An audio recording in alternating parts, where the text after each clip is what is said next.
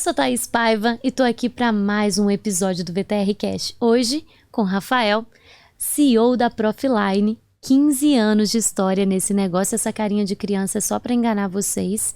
Formado em Sistema de Informação e pós-graduado em Gestão Empresarial para liderar e comandar o negócio da família.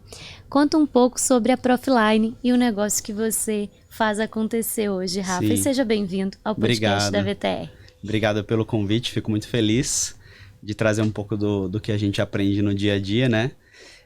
Mas a Profiline Higiene, ela é uma empresa que está há 21 anos, fez esse mês, né, de setembro, no mercado. E a gente começou com como todo mundo começa, né?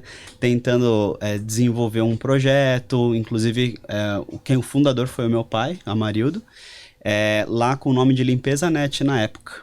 E hoje em dia nós estamos com o nome Profiline Higiene e a empresa foi a primeira a vender produtos de limpeza no Brasil pela internet. Na época Uau. Que nem se existia o tal do marketplace, que é o que a gente nomeia hoje, né?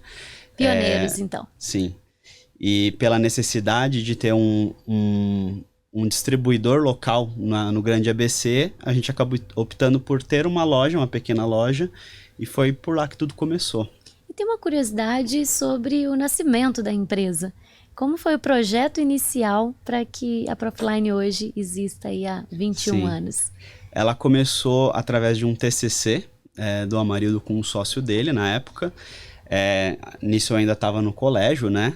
E é bom que a gente fale isso, porque parece que eu sou novo, né? Então, quanto mais a gente puder falar, mais contente eu fico.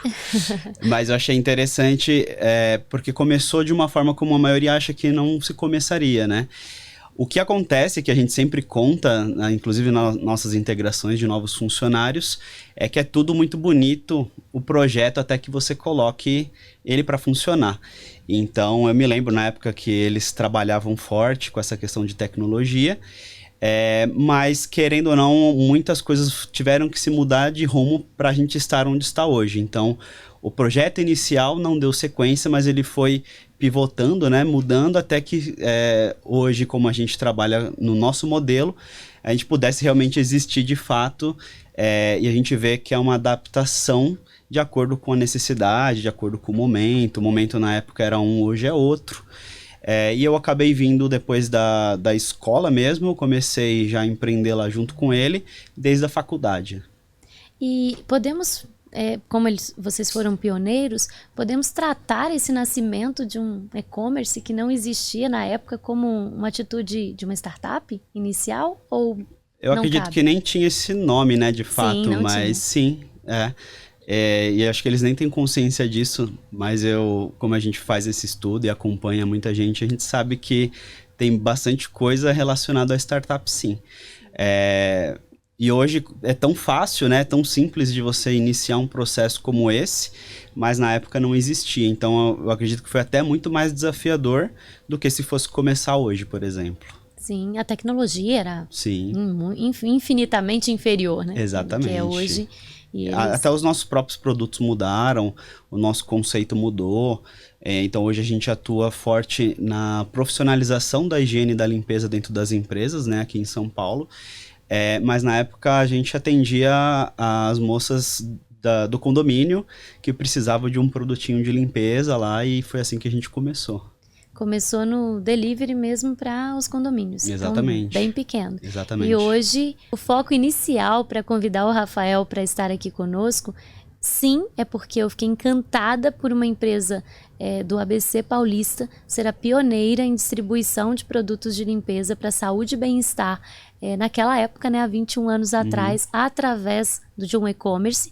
E um projeto de TCC que é extremamente curioso, porque muitos jovens não valorizam esse projeto, né? Copiam e colam, ou simplesmente fazem um resumo do resumo, ou simulam algo que muitas das vezes não acontece.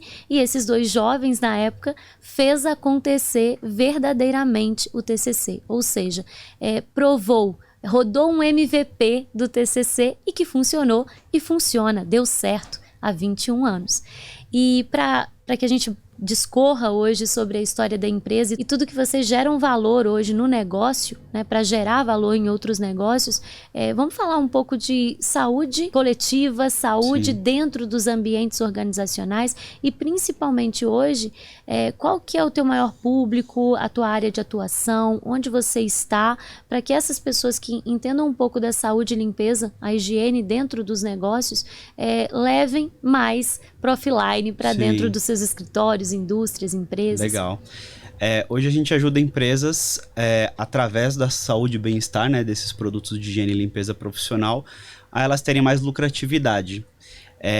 Esse é um termo que a gente foca muito porque muita empresa está habituada à redução de custo, olhar a redução da qualidade, sem olhar às vezes o próprio público. Principalmente depois da pandemia. Exato. A gente vem fazendo bastante visitas em grandes empresas, em empresas que são startups também estão crescendo.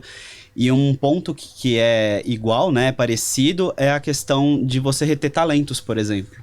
Então, como você retém talentos se a pessoa vai, né, utilizar o banheiro ou vai utilizar a copa e ela tá suja, não tem aquela sensação de segurança, que na pandemia foi muito forte, né? Eu me lembro que a gente trabalhava com a implantação de equipamentos para dentro de escritórios, né? Aqueles suportes de papel, as saboneteiras, e ninguém queria o álcool gel antes da pandemia, né? Não precisa, depois a gente implanta e a gente, né, mostrava a necessidade. E durante a pandemia foi aquele caos. Eu lembro que a cada minuto a gente contava no relógio, tinha uma ligação pedindo álcool, e foi aquela, né, loucura. Quem já estava acostumado se adaptou e seguiu, mas quem não se adaptou acabou ficando sem o produto. Enfim, foi uma loucura até que se criasse a cultura de que é importante a higienização das mãos. Até para absenteísmo, né, que é a falta do funcionário, ou dentro de uma escola, a falta de um aluno. A maior parte do tempo a gente fica dentro de um ambiente, do ambiente de trabalho, e lá que você também acaba tendo alguns tipos de doenças, e a maioria é pelo contato com a pele mesmo. Eu vejo muito nas empresas, principalmente tradicionais, familiares, do interior, que eu atendo no interior de Minas também. Vocês não estão na região, sim, infelizmente, mas sim, ainda. Mas eu vejo essa busca mesmo pela economia. Uhum. Como que você combate o olhar para o preço e não para a qualidade? Sim. E qual que é o diferencial de vocês, né? O que realmente vocês levam de diferencial junto com um produto de valor, que vai solucionar e vai gerar segurança para os colaboradores dessa empresa?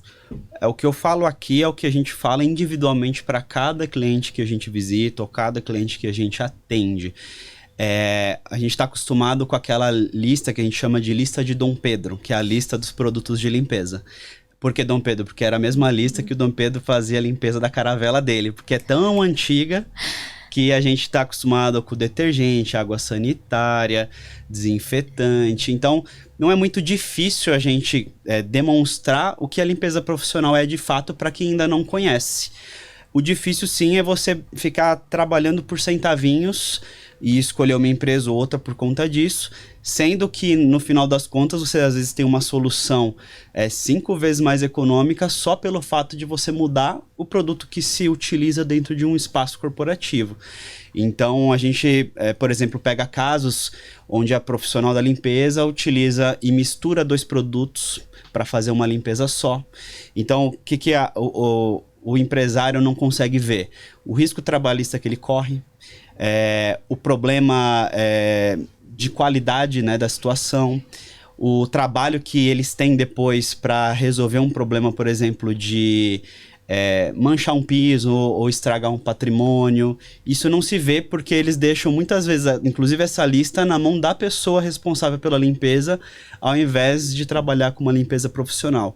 Então a gente faz muito a limpeza como os nossos avós faziam, né? Trabalhar com produtos de casa e levar para o trabalho. Nos Estados Unidos, por exemplo, isso é o inverso. 80% leva o produto do trabalho para casa, porque sabe como é importante e como é mais benéfico trabalhar com um produto profissional.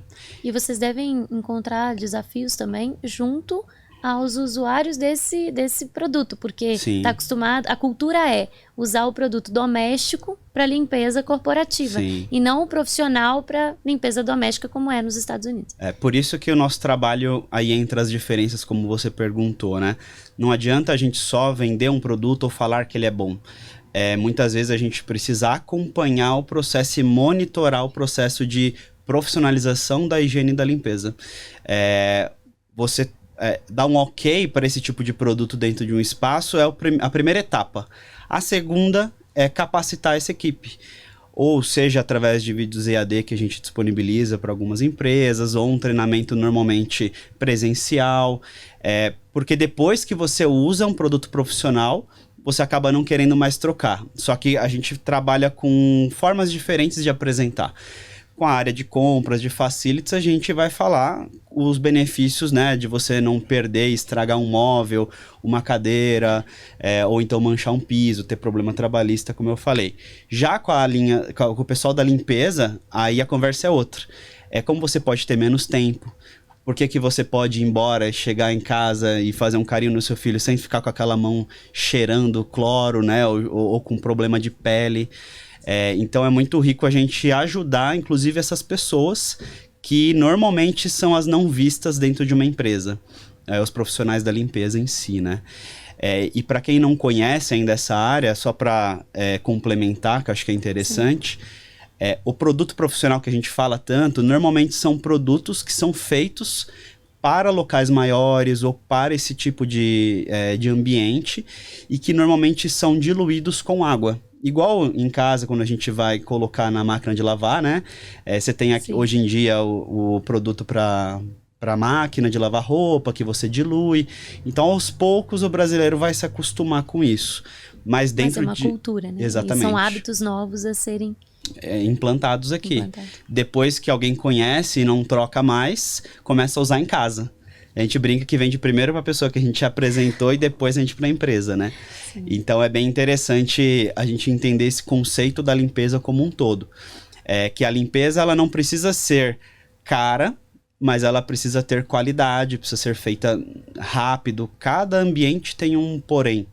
Quando a gente vai numa clínica, por exemplo, uma preocupação é outra do que um escritório. Numa clínica você tem a questão da contaminação, bem mais, né, forte, ou num hospital, por exemplo.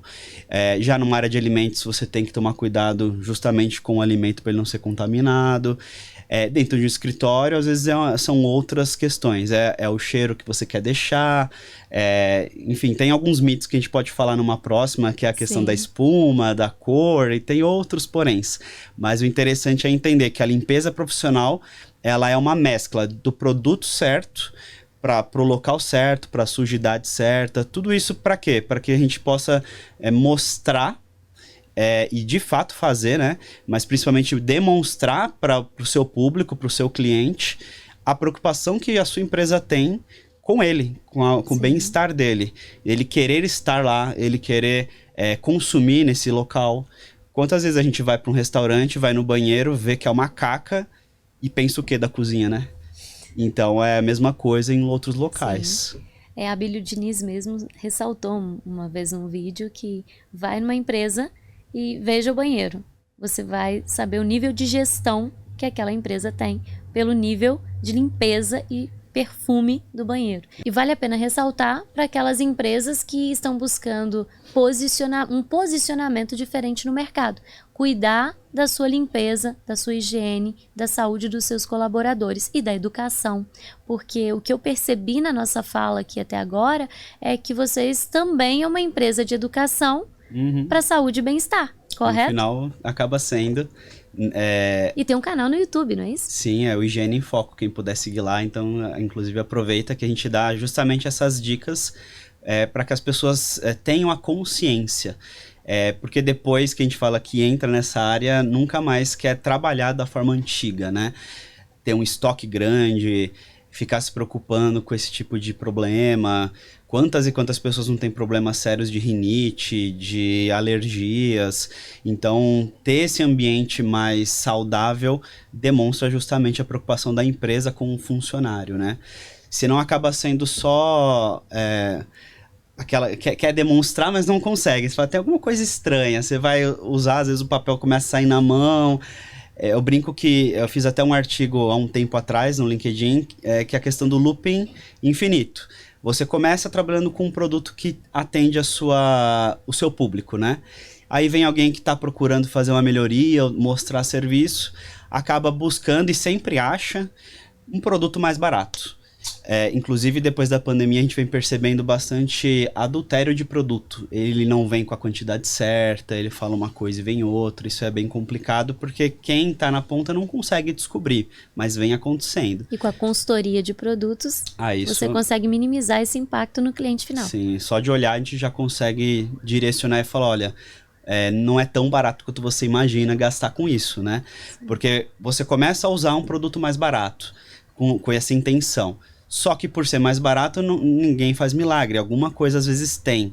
O que vale, para que acho que a maioria possa entender, o sistema de higiene tem que ser mais econômico e lucrativo, e não o produto em si. Às vezes o produto certo no equipamento errado ou sem o treinamento certo também não é econômico. Então a gente precisa tomar esses cuidados. Mas fazer essa escolha, né, desse posicionamento nesse mercado é muito desafiador. Demanda uma profissionalização interna também muito grande, estou certa? Sim, porém a gente vem com esse intuito, porque a gente acredita que é difícil as pessoas hoje, com o volume de trabalho que elas acabam absorvendo, com um monte de outras coisas para se fazer também. A gente percebe que essa área de higiene e limpeza ela não é tão vista, né, ou bem cuidada como algumas outras, por uma questão mesmo de falta de tempo. De ter outras preocupações que acabam se tornando urgências. Então a nossa ideia é fazer isso pelas empresas. A gente perceber que o trabalho é necessário fazer, por exemplo, uma reciclagem da equipe da limpeza com relação à higienização do local. Revisar um procedimento, mostrar que existe uma forma mais rápida de se fazer uma limpeza. Para você ter uma ideia, só trocando um equipamento de limpeza dentro de uma sala, normalmente a gente faz às vezes testes em leitos, né, de hospitais, a gente transforma uma limpeza que se usaria 5 litros de produto em uma limpeza com 500 ml. Economia gigantesca e segurança, porque é um produto profissional. Exato, 10 vezes menos, mas por quê? E com um equipamento que minimiza o impacto do uso da colaboradora. Ou do colaborador. E aí seria difícil a empresa ter essa visão, porque ela não faz isso todo dia como a gente, Sim. né?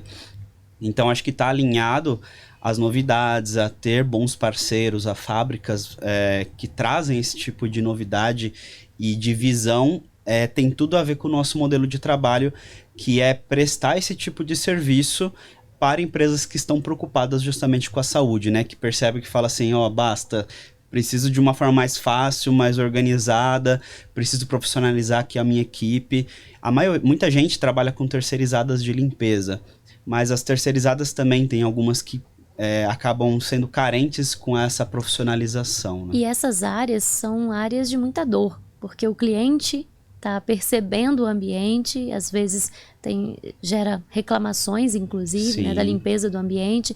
O colaborador também traz, né, passivos trabalhistas, inclusive por produtos mal utilizados ou mal orientados. Então, Sim. eu acho que o produto pode ser bom, mas se não tem uma orientação adequada, pode gerar transtorno dos dois lados. Dos dois. E a quem normalmente a gente atende, que é a área de compras, facilities ou um administrador, acaba ficando no meio do fogo cruzado, né? A diretoria normalmente se percebe que é economia ou reclama da qualidade se você erra na hora da compra, né? Não Sim. tem essa assessoria.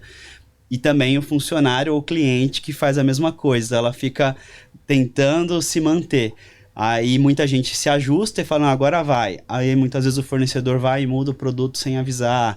E aí vem uma coisa que não tem nada a ver com o que ela padronizou. Então acaba tendo uma dor que ela não gostaria de ter porque ela tem outras tarefas para fazer. E às vezes, tem o outro lado, né? Nesse primeiro tempo, o que resume esse primeiro momento do nosso podcast é exatamente, valor é diferente de preço. Exatamente. Porque dentro do valor tem outros overs deliveries, Exato. Que é a educação continuada, a orientação correta, a segurança, Sim. a saúde e o bem-estar do colaborador e a satisfação e o encantamento do cliente.